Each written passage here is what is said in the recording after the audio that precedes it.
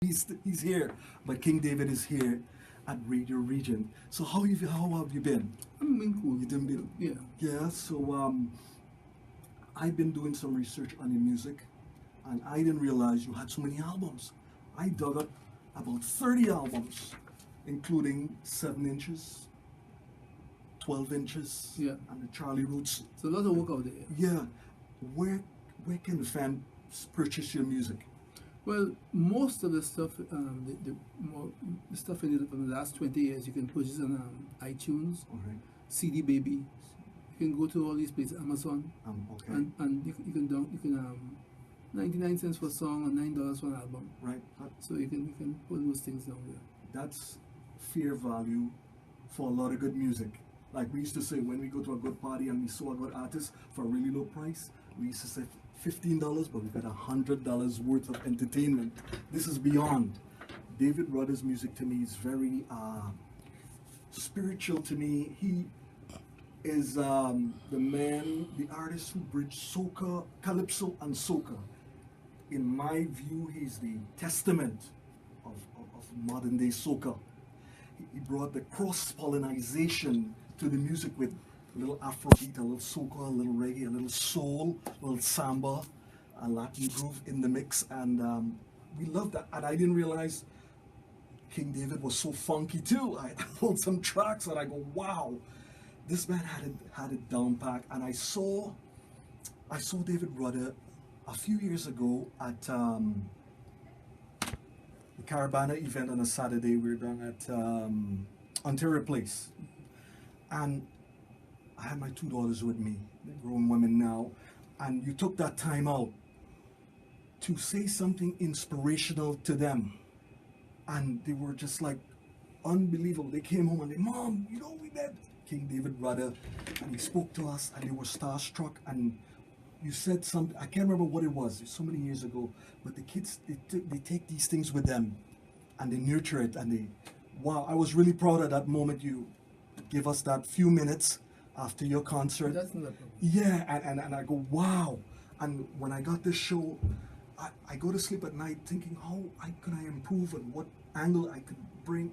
I said, I'm gonna have to get King David Rudder on my show or DVD show. And sorry, it's too in. Okay, sorry. And yeah, so what inspired you to get into music?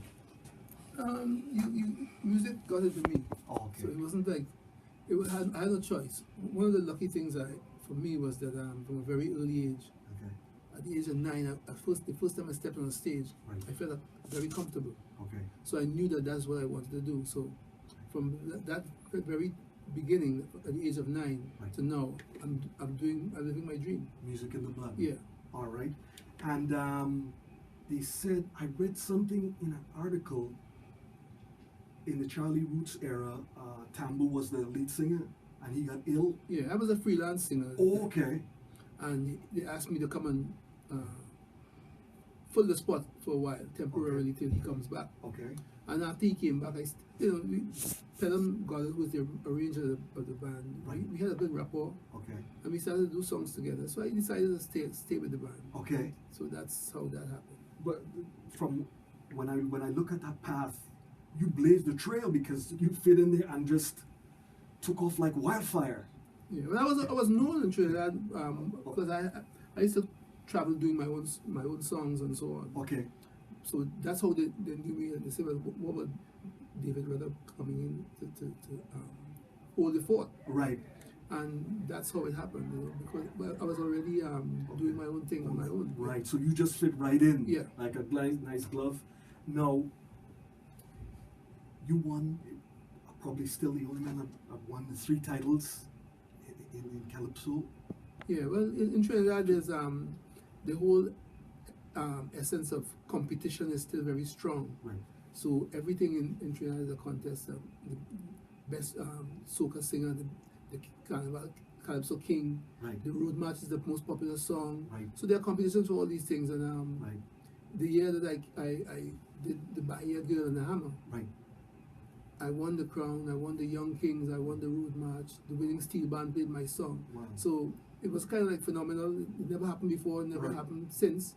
So it's a kind of special, it was a special moment that Right. is still running. Right. So take us there when you hoist those 3 trophies and those envelopes there. What that feeling? I can't remember. It was strange. It was just an odd. It was calm. Right.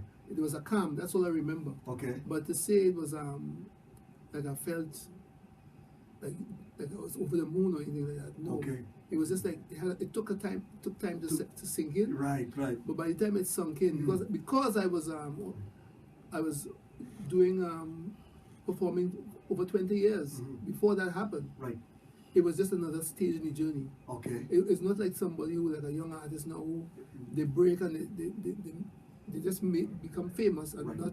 they don't have what we call the dues. Right. I was an overnight success Okay. after 21 years. Wow. You see, so Right. I had that journey Yes. to kind of protect me. Right. Right. Right. I gotta ask you something. And I don't say that by guess, because I've traveled all over the world. Okay. You know, and there's certain things that we have that other people the things we take for granted. Other people is like they will work for their entire life to achieve. Right. Right. But at the same time, I guess because of all these gifts, Yeah. nothing is sacred. Right. You understand? Right. So, Yeah. so that now, it's soca is put in its place. It's for carnival. Yeah. There's a sort of like almost like a denial of self. Okay. So you don't see the generations don't see the essence of the music being Right. music. Right. It's Right. seen as a seasonal thing. Yeah. And there was a time when that wasn't the case. Yeah. We had moved from that to hearing the music all through the year, and there are stations who do it, Right.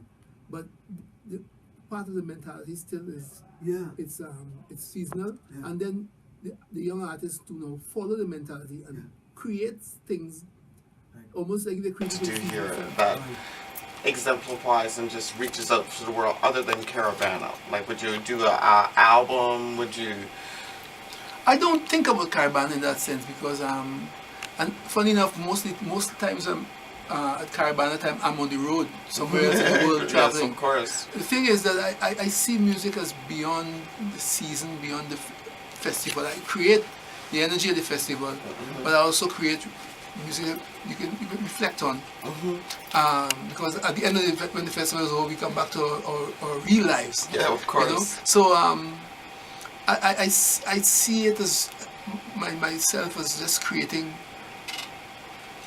messages, entertainment, helping people to think. I don't think art could lead, but I think you can suggest Yes. and just lay back and see if people how they would take the lead from that. So that's that. I guess as Derek Walker said, I'll keep composing until I'm decomposing. I like that.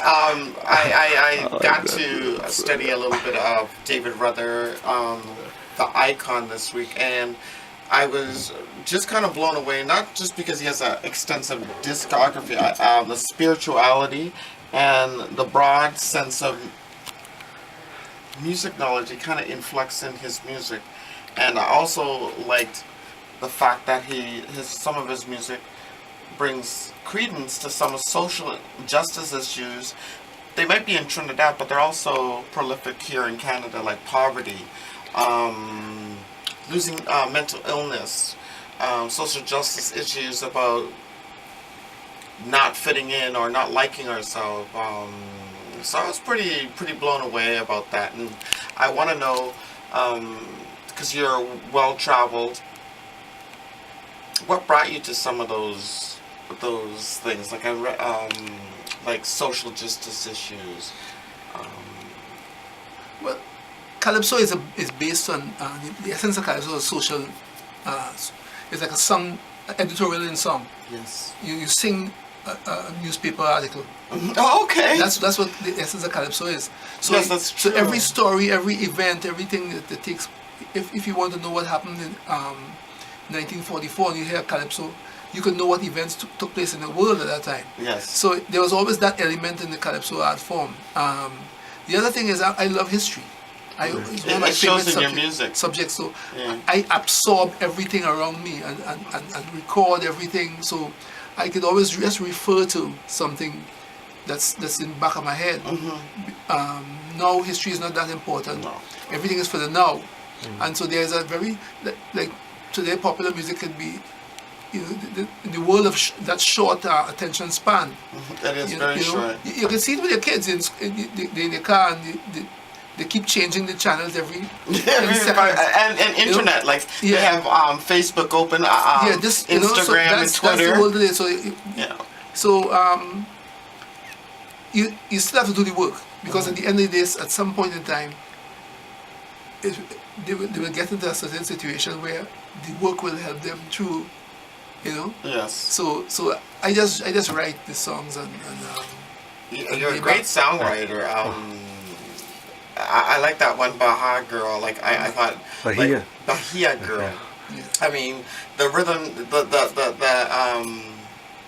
the hook is so catchy, and it's almost a beat. Yeah. With words. Yeah, it's and I actually, the Brazilian government actually invited me to Bahia after I did that song. Because they were surprised. This guy is in Trinidad, and the High Commissioner, the Brazilian High Commissioner in Trinidad said, "This guy is singing about us and the connection." Because the song is about the connection with Africa. Yeah. The girl from Bahia was a metaphor for. I was actually confronting Africa, Okay. Mother Africa, Okay. but I didn't know who she was. Okay. So I thought, I keep saying, I noticed you were like a Baptist. She said, "No, darling, it's not so." Yeah. Trinidad and Brazil is the same vibrations, same trip on the same ship, same Okay. vibration, but we come from Ile Ife, which is the heartland of Yoruba culture in Nigeria. Okay. So she said Ile Ife, she's what she made. So then that's when I realized, I was actually talking to Mother Africa. So that is the essence of the song. So on one level, it's kind of like a light, loose little song. It wasn't Buggins Road March, but they didn't realize that underneath everything, the rhythms and everything was the confrontation. What attracted them was the confrontation with touching Africa. Okay. You see? Because there was a bit of samba, jazz, Yes. everything inside of there. All the things that we recreated, all the energies we recreated from the Middle Passage. Okay. You know, we got stripped and we recreated from it. And from that, we got this, all these things, samba, jazz, calypso, reggae, you know, and blues.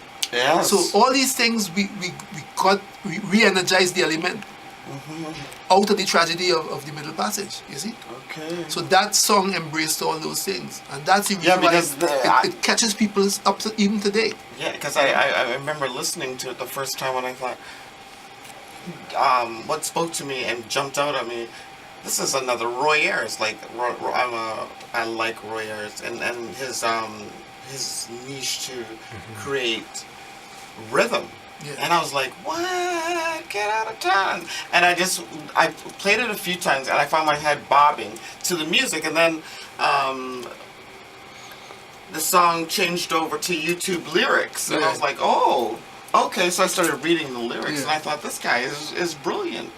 And I'm so glad that you're here so other people could know about your brilliance and check it out, because it's really important to not only to have someone homegrown, but also worldwide that could lead people other than what's out there and familiar, and give people some education on someone like yourself. That's, you know, I'm just blown away, almost speechless, you know. And he has a new album coming that came out. It's called Catharsis.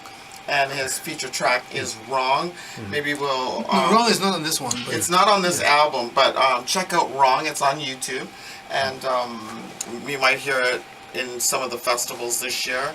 But I thank you, and Koolbreeze is itching to get back to the music, so I'm going to pass it on to him. And my humble moment with Mr. Rutter, who made my day. What a blessing. And the spiritual connection, not only in his music, but in his humbleness to just come down here and spend time with us today, I'm really appreciative, Mr. Ritter. Thank you. Thank you. My pleasure. Yes.